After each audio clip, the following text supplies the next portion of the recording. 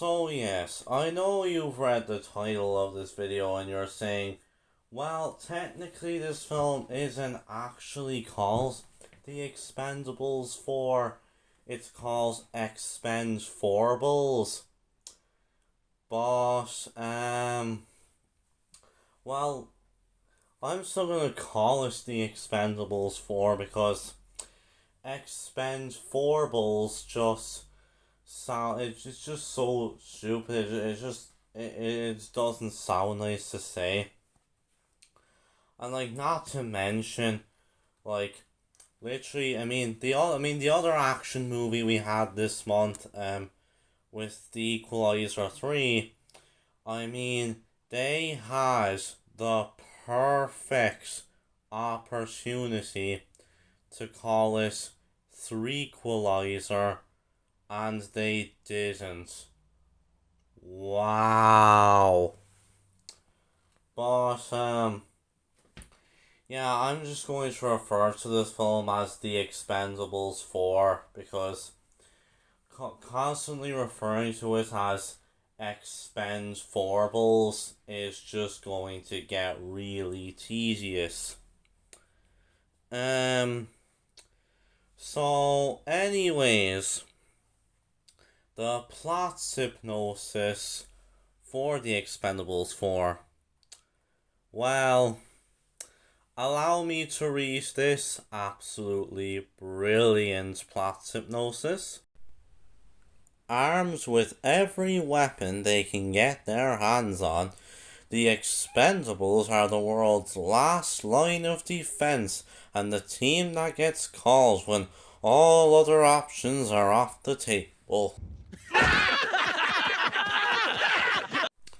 Wow, such a brilliant plot synopsis that absolutely explains what the film is about. Okay, so to give you guys a more accurate plot synopsis, basically, in this film, the Expendables have to face off against a new enemy, who is shipping a very dangerous weapon on a ship, and this weapon could start World War III if it is detonated. So, yeah, that's basically what you need to know about this film. Now, I watched the first three Expendables films in the lead up to this review, and I'll be honest. I think these films are enjoyable enough. I don't think they quite live up to their premise of of all the action stars from the 80s and 90s, going about quoting their old catchphrases and stuff. I don't think the film I don't think these movies quite live up to that premise, but nonetheless, I enjoy the first two enough. The second one in particular is definitely my favourite of the trilogy. The third film wasn't very good with how safe it was and everything. But now granted, this film is actually a lot more violence than the third movie was. Does that mean it's better though?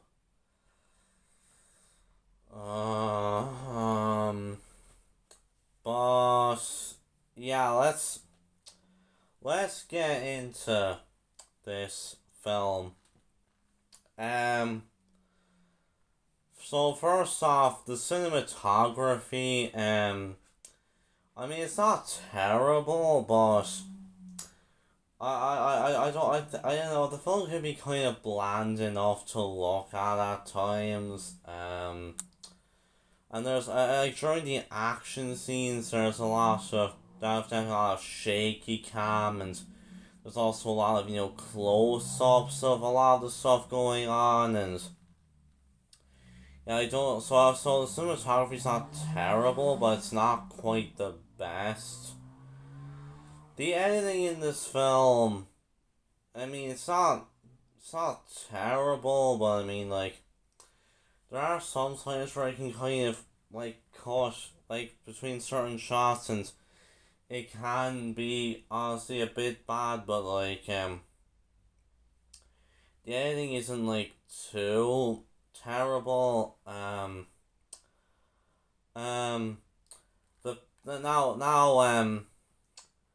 the like the score in this film, I mean, it's not terrible. I don't think the music in this movie is that bad, but not quite amazing either. There's a scene in which "Don't Fear the Reaper" is actually sung, but I'll be honest, the scene that it's used in, I'll just, without spoiling the movie, I'll say this scene was just, honestly just so pointless, and so they really wasted it, and that's such a shame to see. Aside from that, the score in this film isn't too bad. Um, now, terms of now let's talk about some other aspects of this film. First off, I need to say this. The visual effects in this film are, they're not very good. Like as I mentioned, this film is a lot more violent than the third film, so this improves on that aspect, but even then, I'm sorry, but like the film is just way too fast paced with some of its violence, and like even like some like the slashing, some of the blood effects in it are honestly quite bad. Like even some of the explosions that like go off in certain scenes, like they honestly look pretty bad. Like and there's even you know, because you know when like they're on like a ship in the film, like when the daylight comes around, oh my god, you can just obviously tell that the ship is so fake. Like oh my gosh, it's actually quite baffling how fake everything looks. Like you can easily tell it's all just a bunch of green screen CGI and stuff, and oh my god, there's even one or two scenes where you can actually make out some really obvious green screen. Um, like it's all it's just so fake. It's making it look so fake at times. Yeah, like the CGI and the effects and everything, they were not very good. Um, they looked very fake. Um, it all just looks so bad. Then there's the pace in this film. Now this film is an hour and 43 minutes, so like, it's like about on par with the runtime of the second film. It's shorter than the third movie, anyways. But like, I gotta say though, the pace in this film was actually pretty atrocious, honestly. Like, I'm not joking. The film seems to just rush through pretty much the entire plot. Like everything that happens in this film, the movie just rushes through all of them. And like I get that this is meant to be, you know, like an action packed film and everything, with like high with like meant to keep you at the edge of your seat, but like seriously, like even like I'll be honest, even action films like Mission Impossible: Dead Reckoning Part 1 and John Wick Chapter 4, or even 3 Coins, they didn't just rush through everything. Like, but this film just seemed to rush through everything. Like, I felt like the film just kind of rushed through a lot of scenes, and oh, it just was not very good at all. So yeah, the pace in this film was honestly very bad. Then we have the characters. Now, of the original Expendables cast, the majority of them do not return for this film. Of the original cast, the only actors who we have back in this film are Sylvester Stallone, Jason Statham, Dolph Lundgren, and Randy Couture. Now, if you've seen the trailer for this film, you'll notice there's a good bit of Stallone in it. Well, obviously, because, he's Barney Ross, he's the main protagonist of these films, but if you've been reading online, you might know, like, in this film, Barney kind of takes a step back, because, like, he's not really the leader in this film. He kind of takes more of a step back in this film. But,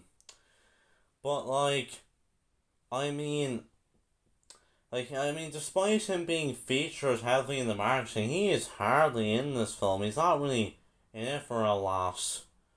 And in terms of the other returning cast members with Statham, Lundgren, and Couture, I'll talk a bit more about Statham soon enough, but Lundgren and Couture, I'm gonna be honest, they weren't put to very good use in this film. Like, the movie just really did not give them anything, like, very interesting to do in this film, and they were kind of just there, cause just so that, like, they could kind of get a paycheck, and yeah, they just ended up kind of being put to waste in this film. Now, the thing which the Expendables is famous for, and like the whole thing the whole thing that made this franchise in the first place was the fact that it casts a bunch of like very recognizable classic action stars. Like, in the previous films, you had Arnold Schwarzenegger, Bruce Willis, Jean-Claude Van Damme. You had like Chuck Norris, Antonio Banderas, Wesley Snipes, Harrison Ford. But like, in this film though, you don't have any recognizable action stars. Like, in this film you have like 50 Cent and Megan Fox. I mean, the closest we get to a classic star in this film is Andy Garcia, and like, even then, he's not really given that much to do in this film either. And like, I get that this is meant to be kind of a passing the torch movie, where like we have a group of like kind of younger stars, but like, The Expendables 3 tried to do the very same thing like 9 years ago. This film is just trying to do the same thing. And Yeah, but what did I think of this new cast? Um, for the most part, they were not very good. Um, their characters were honestly just so flat. Like all of these characters, they were so one note and they weren't very interesting at all. And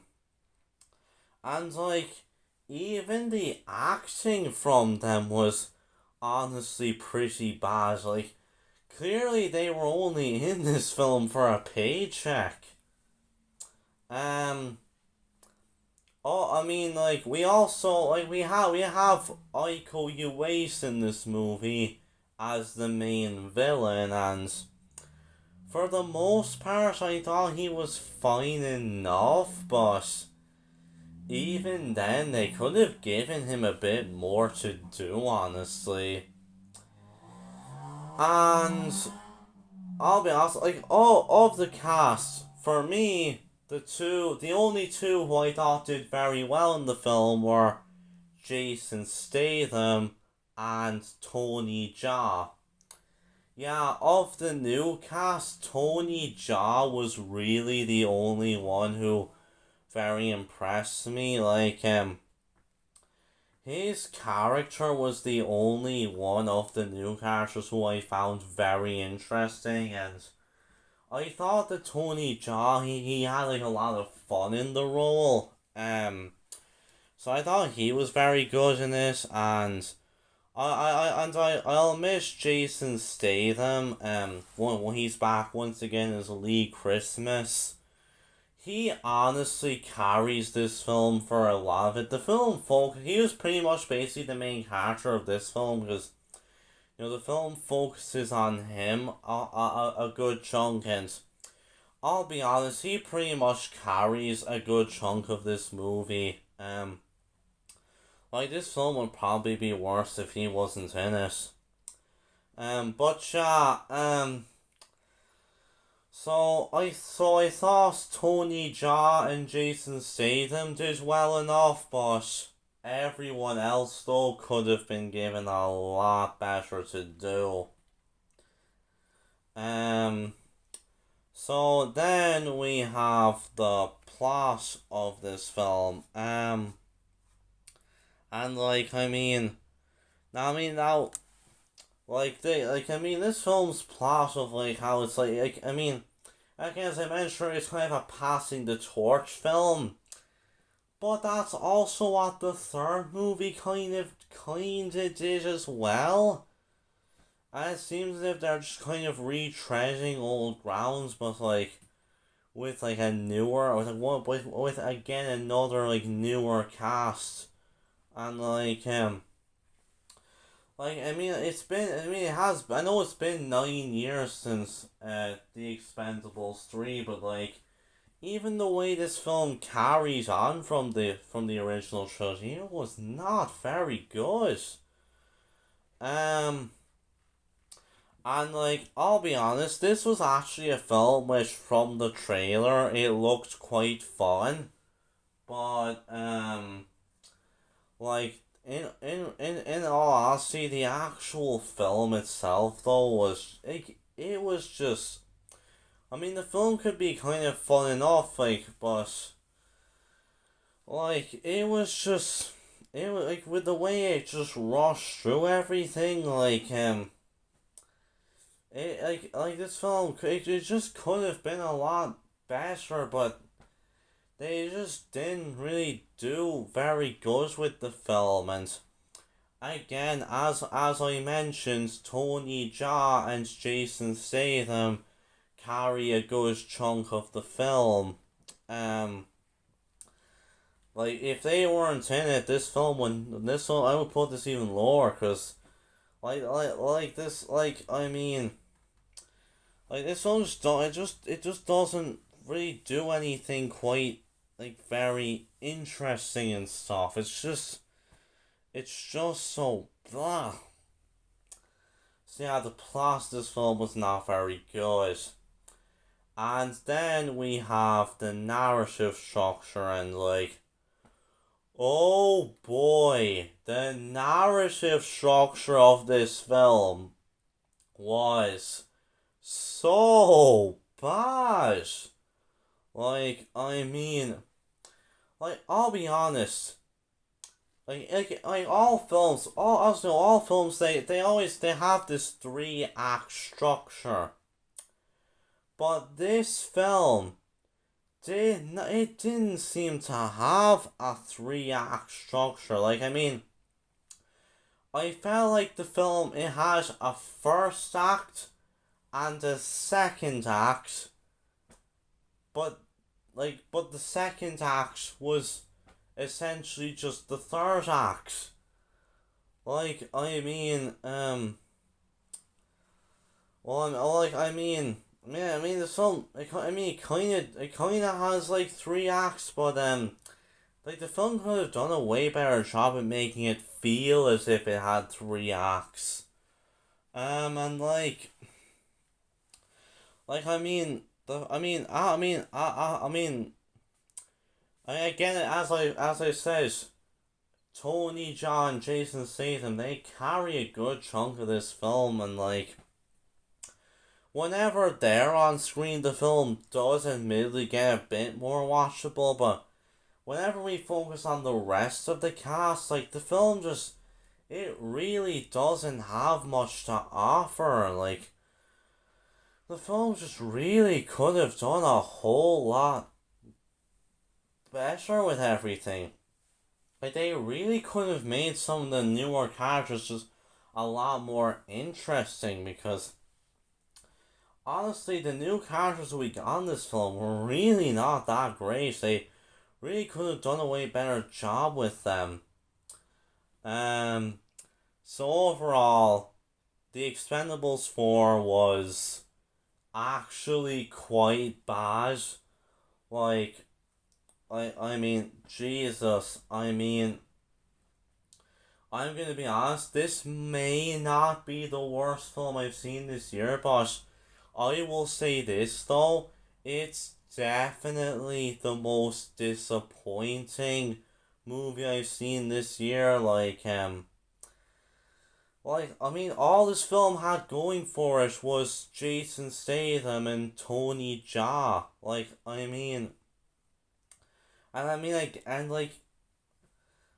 thought, like, the film, like the some of the visual effects in it looks quite bad. The film rushed through its plot to the point where it didn't feel like it has 3 acts. And like, the film just really could have done a much better job with the characters and the plot and everything. So yeah, overall I thought this was a very weak film, and I mean, this is definitely the worst of the Expendables movies. I mean, if you're gonna watch this film, just watch the scenes with Jason Statham and Tony Jaa, because outside of them, this film doesn't have that much to offer. So with that, I am going to give The Expendables 4 a 3 out of 10. So with that, I'll see you guys next time, and bye.